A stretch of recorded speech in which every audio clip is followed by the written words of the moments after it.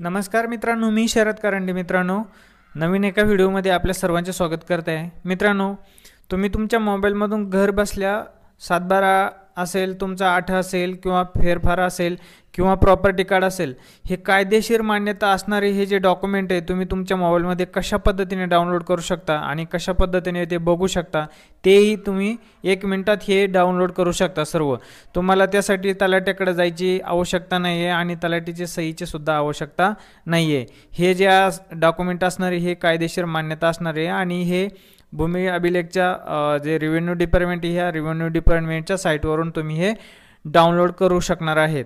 तर ते कशा पद्धतीने डाउनलोड करायचे, त्यासाठी तुम्हाला जे लागणार आहे, त्यासाठी किती पैसे लागणार आहे, त्याची सर्व माहिती आपण या व्हिडिओमधून बघणार आहोत. तत्पूर्वी चॅनलवर जर तुम्ही नवीन असाल तर चॅनलला आपल्या सबस्क्राईब करा आणि जास्तीत जास्त मित्रांपर्यंत व्हिडिओ आपले शेअर करा आणि नोटिफिकेशन बेलला क्लिक करून ठेवा, जेणेकरून नवीन नवीन व्हिडिओच्या नोटिफिकेशन तुम्हाला मिळत राहतील. आणि एक विनंती आहे की व्हिडिओ हा शेवटपर्यंत बघा, म्हणजे तुम्हाला सर्व माहिती डिटेलमध्ये समजेल. तर चला तर व्हिडिओला सुरुवात करूया.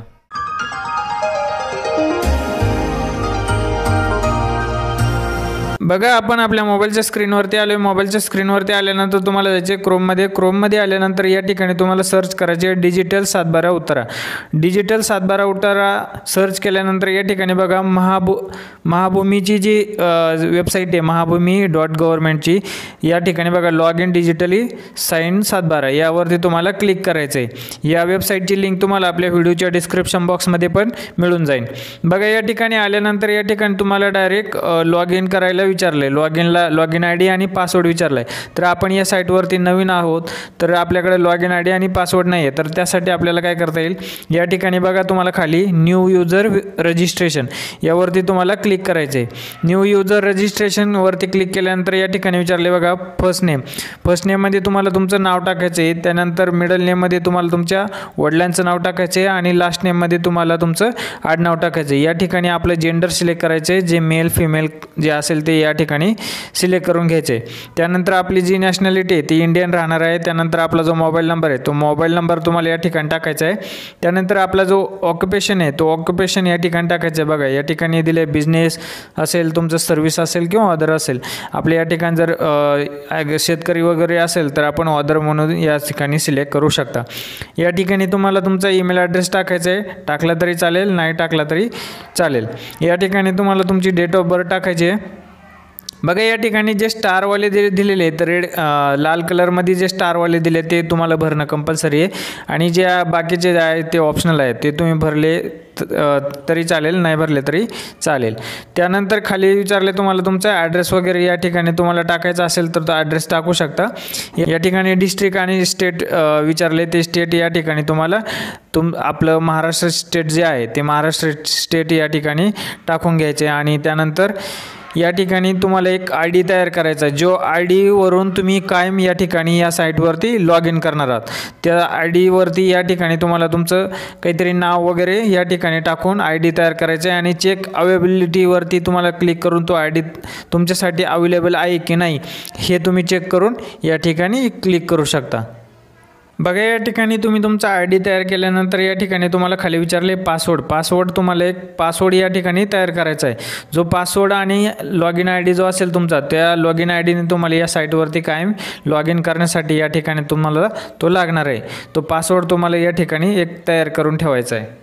पासवर्ड टाकल्यानंतर या ठिकाणी एक सिक्युरिटी क्वेश्चन दिला आहे. सिक्युरिटी क्वेश्चनमध्ये या ठिकाणी एक तुम्हाला एक प्रश्न निवडायचा आहे. त्या प्रश्नाचं या ठिकाणी तुम्हाला खाली उत्तर द्यायचं आहे. बघा, या ठिकाणी प्रश्न विचारला आहे पहिला, तुमचं जे ड्रायव्हिंग लायसन आहे त्याचा नंबर द्या, किंवा तुमचं जे फेवरेट प्लेस आहे किंवा तुम्ही ज्या चाइल्ड म्हणजे लहान असताना तुम्ही ज्या आवडत्या तुमच्या ठिकाणाला भेट दिली त्या ठिकाणाचं नाव टाका, किंवा तुमच्या आवडत्या प्राण्याचं नाव टाका.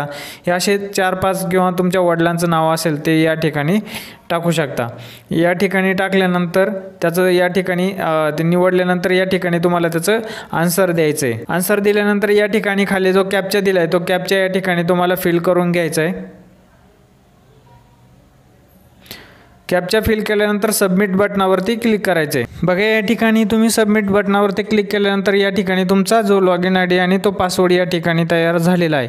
तर या ठिकाणी क्लिक हिअरवरती तुम्ही क्लिक करून या ठिकाणी पुन्हा लॉगिन वरती या ठिकाणी आल्यानंतर तुम्ही जो तुमचा लॉगिन आय डी आणि पासवर्ड तयार केलेला तो पासवर्ड या ठिकाणी टाकायचा आहे। त्यानंतर खाली जो कॅप्चा दिला आहे तो कॅप्चा या ठिकाणी फिल करून घ्यायचा आहे आणि लॉगिन बटनावरती क्लिक करायचं आहे। बघा या ठिकाणी तुम्ही तुमचा पासवर्ड जर कधी विसरलात तर तुम्ही तुमचा जो मोबाईल नंबर दिला होता त्यावरती OTP घेऊन OTP वरती क्लिक करून या ठिकाणी तुमचा मोबाईल नंबर टाकून सेंड OTP वरती क्लिक करून जो तुमच्या मोबाईल नंबरवरती OTP येईल तो OTP या ठिकाणी टाकून व्हेरीफाय OTP वरती क्लिक केलं तर तुम्हाला या ठिकाणी लॉगिन तुमचं अकाउंट करता येणार आहे। बघा या ठिकाणी आपण लॉगिन झालेलो आहे। लॉगिन झाल्यानंतर बघा या ठिकाणी तुम्हाला तुमचं सर्व या ठिकाणी माहिती विचारली आहे। जर तुमच्याकडे जर UPIN क्रमांक असेल या ठिकाणी होय करायचं आहे आणि नसेल तर नाही करायचं आहे। या ठिकाणी आपला जो जिल्हा आहे तो जिल्हा या ठिकाणी निवडायचा आहे। जिल्हा निवडल्यानंतर खाली तुम्हाला तालुका विचारला आहे, तालुका या ठिकाणी निवडायचा आहे। तुमचं जे गाव असेल ते गाव या ठिकाणी निवडून घ्यायचं आहे। जे गाव असेल तुमचं ते या ठिकाणी सिलेक्ट करायचं आहे। आता तुम्हाला जो 7/12 काढायचा आहे तो 7/12 या ठिकाणी तुमचा बघा या ठिकाणी 7/12 जर गट नंबर माहिती असेल तर गट नंबर या ठिकाणी टाकायचा आहे, शब्दात टाका किंवा या ठिकाणी अक्षरी पद्धतीमध्ये तुम्ही या ठिकाणी 7/12 टाकू शकता। या ठिकाणी अंकामध्ये आपण जो 7/12 आहे तो 7/12 या ठिकाणी गट नंबर जो असेल आपला तो गट नंबर या ठिकाणी टाकायचा आहे। गट नंबर टाकल्यानंतर खाली या ठिकाणी तुमचा जो गट नंबर टाकलेला आहे तो सिलेक्ट करायचा आहे, तो ऑटोमॅटिक आलेला असेल। या ठिकाणी बघा तुमची जी पीक पाहणी केलेली तो शेवटच्या 3 वर्षाचा डेटा तुम्हाला 7/12 वरती पाहायचा आहे की पीक पाहणी केलेल्या फक्त शेवटच्या वर्षाचा पाहायचा आहे किंवा पीक पाहणी ऑनलाईनला आल्यापासूनचा सर्व डेटा पाहायचा आहे। या ठिकाणी तुम्हाला ते सिलेक्ट करायचे आहे। सिलेक्ट केल्यानंतर या ठिकाणी बघा खाली तुम्हाला तुमचा जो 7/12 आहे तो 7/12 डाउनलोड करण्यासाठी तुम्हाला या ठिकाणी 15 रुपयाचा रिचार्ज या ठिकाणी करावं लागणार आहे। बघा या ठिकाणी नोट दिलेली आहे, 15 रुपये will be charge for download for एवढी 7/12।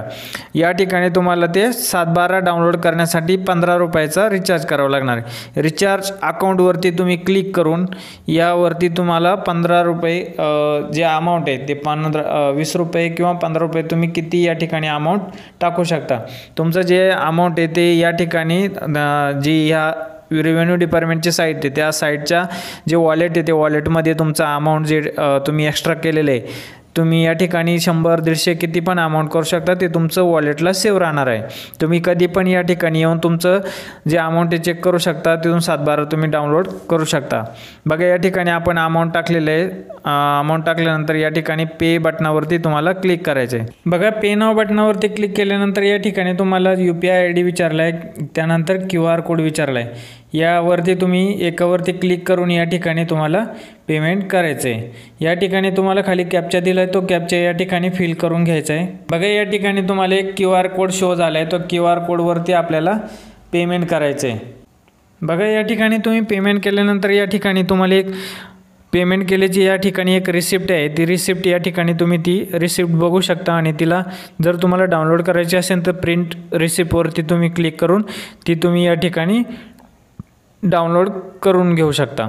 बघा बॅक बटनावरती आल्यानंतर या ठिकाणी आपला जो पेमेंट आहे ते पेमेंट या ठिकाणी सक्सेसफुली झालेलं असेल। या ठिकाणी आपला सगळं डेटा चेक करून घ्यायचा आहे, जे आपल्याला कोणत्या जिल्ह्यातला, कोणत्या तालुक्यातला आणि कोणत्या गावातला सर्व 7/12 डाउनलोड करायचा आहे तो या ठिकाणी सर्व सिलेक्ट करून घ्यायचे। त्यानंतर आपला जो सर्वे नंबर आहे तो गट नंबर आहे, तो गट नंबर या ठिकाणी टाकून खाली जी पीक पाहणी आहे ती कोणत्या वर्षाची आपल्याला या ठिकाणी 7/12 वरती पाहिजे ते या ठिकाणी सिलेक्ट करायचं आहे। त्यानंतर खाली डाउनलोड बटनावरती आधी तुम्ही रिचार्ज केला असेल तर खाली डाउनलोड बटनावरती डायरेक्ट क्लिक करायचं आहे।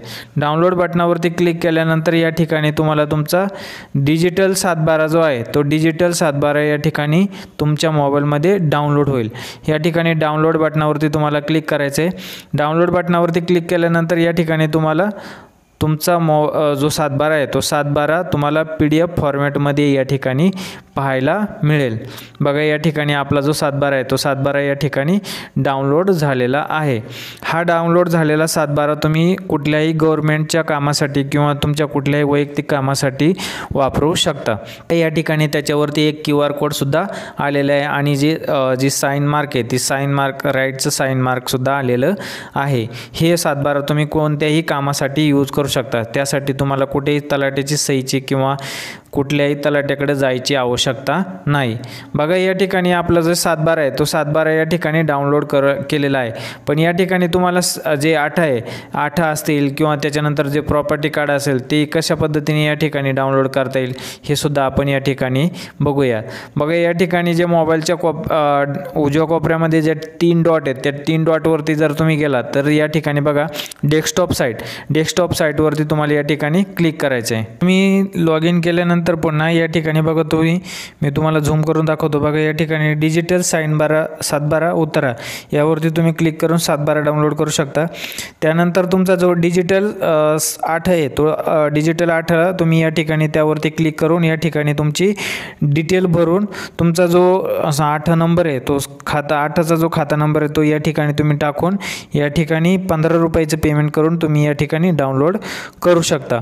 त्यानंतर तुमचा जो फेरफार आहे तो डिजिटली जो साइनचा फेरफार आहे तो साइनवरती या ठिकाणी तुम्ही फेरफारवरती क्लिक करून बघा यावरती तुम्ही फेरफारवरती तुम्ही क्लिक करून या ठिकाणी तुमची माहिती भरून जो फेरफार नंबर आहे तो या ठिकाणी तुम्ही टाकल्यानंतर तुम्हाला या ठिकाणी डाउनलोड करता येणार आहे। त्यासाठी सुद्धा तुम्हाला 15 रुपयाचा रिचार्ज करावा लागणार आहे।